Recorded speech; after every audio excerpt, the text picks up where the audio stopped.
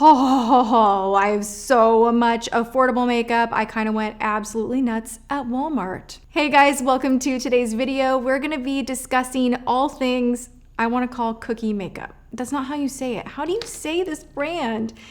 This is a new launch at Walmart. Super exciting. A lot of you guys have been tweeting me, you have been messaging me, you want me to review this line, and I bought everything myself. The second I got home with my makeup, I started swatching, playing, trying on the lips, testing, touching, I don't know what my deal is, but I never get bored with makeup, you guys. This is like the true, real passion of my life. I love it. And what I quickly discovered with this line is things are either totally awesome or they really missed the mark altogether. So I'm gonna guide you through a boatload of makeup, and let's just start with some of the things that I really, really love. To me, this is the standout item from this entire line.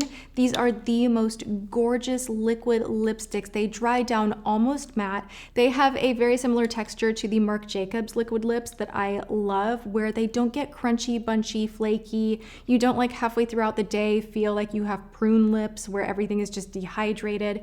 These just go on very opaquely, smoothly. They're not completely transfer proof, but I like a more wearable feel, and I will sacrifice the transfer proof of some of the more drier liquid lipsticks just so that I don't end up having chapped lips for a week after wearing a liquid lipstick once, because we've all been there. I love that these liquid lipsticks are comfortable. They are very, very pigmented and opaque. You just need one swipe, and they are $6. They have 28 shades too. I don't know that Walmart has the entire range, but I did pick up 4 of them. I have the shade Infamous, Rosewood, Charmed, and Garnet. Now I am wearing Infamous right now and I love it. I am also wearing a gloss on top because more is more, and I also wanted to show off as much of this makeup in this video as I could, so you're gonna see drop-ins of me actually applying the makeup. So this right here is called the Lip Veneer Cream Gloss. Now this is in the shade Heart's Delight, and I am obsessed with this. Kind of has a weird chemical scent, but I can get past it, which is huge for me because it doesn't taste like anything,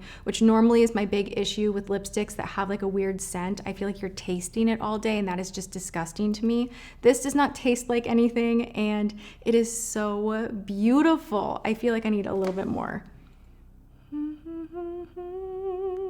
It just makes your lips look so juicy. This is staying top shelf, near and dear. It's probably gonna wind up in a purse, and I love it. So the lip veneer is $5.98. You save a few pennies. It's a little less expensive than the lip powder. And then we move on to something that formula-wise is really stunning. It's more of a like cushiony powder finish. This is the Kissable liquid lipstick. I only got one of these because I was like, I don't know, I have a feeling that I might not like it. It's very whipped. But this has the most beautiful dry down and beautiful texture. It is not transfer proof, but it is more matte almost than the lip powders. So this one I think is incredible, and I want more shades. This shade right here is called Dolled Up, and it is very, very flattering. I love it. It's just such an interesting coral shade that has a lot of depth, and they have a ton of beautiful, beautiful colors to choose from. So I'm a big fan of this one as well. And that one is also $6. So we're kind of seeing a theme here. All the lip stuff is around $6. They do have a beautiful retractable lipstick. This is in the shade Natural. And again, it just has the right kind of glide. It really frames your lips beautifully. It's not waxy and hard and dry, but it's not overly slick where things are sliding around. It's still doing a great job shaping your lip, and I think this shade is awesome. And let's talk about some more lipstick, because I clearly just like zeroed in on that part of the shelf and went a little crazy, went a lot crazy. Okay, this is the shade Nude Peach, and this is a matte lipstick. Now this does not dry down matte at all in my opinion. It actually is more of a creamy matte, like almost a satin. Now that being said, I just want to tell you, because you know at the drugstore you see things and you're like, oh, matte, and you don't exactly have testers, so you can't really swipe it on the back of your hand. And this right here is going to disappoint you if that is exactly what you're looking for, but This is a beautiful product just in general, being a really pretty lipstick. It layers up really nicely. You can have it be a little more sheery, you can have it be a little more opaque, and I also have the shade Sienna, so both of these are great. This is a blush palette. You get 3 shades. Swatched on my hand, they look pretty great. Picked up on a brush, it looks very pigmented. It's a little bit of a trick to blend out. The color itself is pretty, but the problem is this blush does not want to stay on your face. It doesn't matter if you use a setting spray, you will look in the mirror a few hours later and you'll be like, wait, I swear I put on a lot of blush this morning. Where did it go? So this is the Disappearing Act blush, and for that reason, I just don't really like it. This is called the Blush Up palette, and I have the shade Blushing. Now, also, they have these cute little eyeshadow palettes. Doesn't this remind us of a similar kind of a thing that MAC sells? Again, I want to like this, I just don't. Swatched on my hand, looks great. Applied on the lid, it's pretty blendable, but there's a ton of fallout. It almost ruined my whole makeup look. I don't know, do we even see how it's just like there's a lot of fallout. This is $10 or $9.98. But I don't really like it. So moving on. This right here is the Dynamic Duo Eyeliner Pen. Now you'll see in the swatches that one of them literally has no ink. It's the weirdest thing. This side just does not have like much ink at all. Do you see how like light that is? There's like nothing in there. And then you go to this side and it's pretty intense. So one side is totally awful. The other side has a lot of pigment. The problem is the pigment does not make its way into the felt tip very easily. So you literally have to like kind of bang the product out and then go and, you know, do your eyeliner. And it just feels like a lot of work. I'm not really in love with this. Pass. And then this right here is the Velvet Smooth Eyeliner. This is in the shade Champagne. Not bad, not great. I have it right here on the inner portion of my eye, but I just kind of feel like I've seen this before. Rimmel has some of the best eyeliners at the drugstore that are literally like $3.98. And I want to say this one is around $6, and it didn't grab my attention the same way that the lip products did. So this one, pass. This, however, my God, this just impressed the crap out of me. This is what I am talking about when you put something on for the first time and you're just like, whoa, like what is this product doing? This is making me look extra good. And that's what a great product should do for you. So this is the Volume and Length Mascara, and I happen to be someone that wants both because you know, I want it all. I want volume, I want length, I want my lashes to be curled, I want them to really frame my eye. I mean, is that too much to ask? I want it all. So I like that it actually does both things. It really does extend your lashes, but it does add a ton of volume and it doesn't clump. This does not flake, it doesn't irritate my eyes, it does not smudge. This is really good. It competes absolutely with the CoverGirl, what is it called? The Nude Tease mascara that I just tried out, and I'm just like, hey, are we upping the formula game at the drugstore? Because I just tried 2 affordable options for mascara this week that are awesome.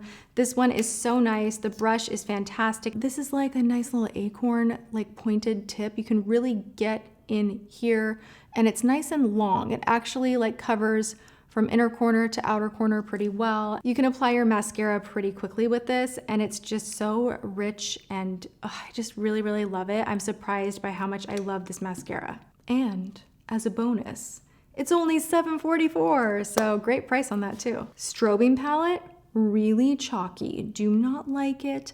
I would say save your money, go get a highlighter from Wet n Wild. They're much better than this. I'll show you when I put my finger in it. It's just so, like, just chalky. Chalky. I actually put this on while doing my makeup to kind of capture some drop-in clips for you guys. And then I was like, I need more highlighter, and I grabbed my Natasha Denona and just put that on top because this just doesn't give me enough. It's too flat and it's too chalky. Like you can actually see like a strip of highlight, so I'm just not a fan of this. The matte setting spray, I'm gonna be a diva and say the nozzle on here is pretty atrocious.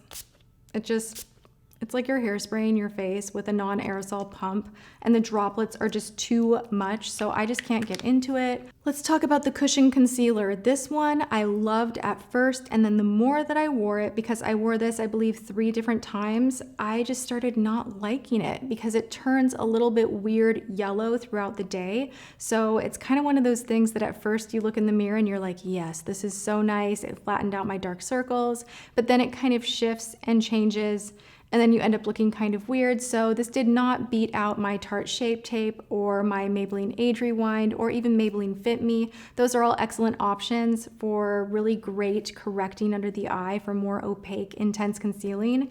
This one is just not that fantastic. They do have 5 different shades. They have some that are more color correcting. I have the shade 20C. And the other problem with this is you really don't get a lot. I mean, if you take the sponge out, like, you have to press pretty freaking hard on this sponge to get any kind of pigment in here. So if you use this every day, I just think you would run out of it pretty quickly. Let's chat about their brushes, which is really exciting because they come in the most professional, eye-catching display ever. Like, they're in these plastic boxes and they just feel like, ooh, this is gonna be really, really good. But I do wanna say the price tag is a bit up there. These are in the $15 range, like 15-ish, I think, for a powder brush, and they're just not that great. The blush brush I've tried with some of my other blushes, and it just has this weird flat tip, kind of makes it tough to blend out your blush, and I don't really like that. This guy right here, the 610, this is an eyeshadow brush. It's just so-so, and I don't really love it. The fan brush is awful. Just don't, I mean, it's really like kind of a weird tip, and it just doesn't pick up enough pigment. These are all very soft synthetic bristles, and they just don't pick up enough color in my opinion. The concealer brush, I actually haven't even used this, so we're just gonna start you to the side. I don't know why I buy concealer brushes. I always use a beauty blender. It blows my mind. Like, why would I even buy that? Why? And then this one right here, actually, I did like the 620. This is great for setting underneath the eye. It reminds me a lot of a Clover brush that I have, that I do use all the time. You guys have seen me use it. I'm not making this up. But it's just this kind of dome shape, and it's really nice to press powder underneath the eye and set your concealer. They also have an angled brush that actually is pretty good. I will say this has a nice sharp tip, and you can make a really precise line. I have used this with a Natasha Denona liner and with my L'Oreal lacquer liner, and it's really great. It cleans up really nicely. This right here says that it's for contour, but I find that it's just like too fat in this region. And then I think if you were to take foundation on this, it's just not big enough. So I'm kind of torn on my thoughts with this one, but it is nicely compacted. So there you have it with the brushes. They're kind of hit or miss. I think they're a little bit up there in price for what you are getting. I think if you have the means, invest in really nice brushes. You will have them forever. I mean, my MAC 224 brush I've had since I was 16. Kid you not, I love that brush. I saved up all my babysitting money to go and buy it, and I still use it. So brushes are important. If you're on a budget, go online, find some of those, you know, very inexpensive retailers online, Clover, Luxie, Morphe, I'll say it again. And then also Sonia Kashuk brushes at Target are really great too. So you do have options. I was really excited about these, but overall I'm kind of, you know, it's hard to impress me. What can I say? All right, you guys. So I hope you enjoyed me doing my hot or not and really trying these items out behind the scenes before bringing you my final opinion. If you like hot or not still and you want to see more kind of one brand rundowns where it's not an on the spot tested, then give this video a thumbs up. Let me know what you want to see next. And I do hope you enjoyed this. I hope you're having a fabulous day, and I will see you guys in tomorrow's video. Mwah.